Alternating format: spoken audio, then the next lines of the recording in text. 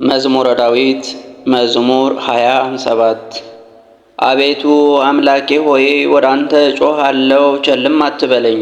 ቸል ብትለኝ ግን ወደ ጉድጓድ እንደሚወርዱት እሆናለሁ። በቤተ መቅደስህ እጆችን ባነሳሁ ጊዜ ወደ አንተ የጮኽኩትን የልመናዬን ቃል ስማ።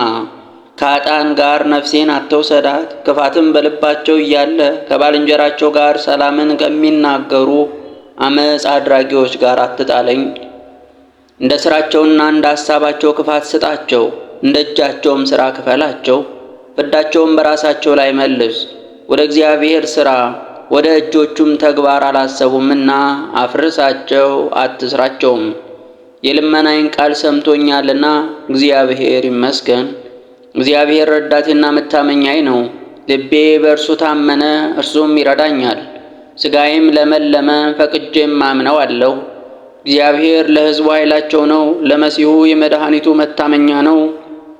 ሕዝብህን አድን፣ ርስትህንም ባርክ፣ ጠብቃቸው፣ ለዘላለሙም ከፍ ከፍ አድርጋቸው።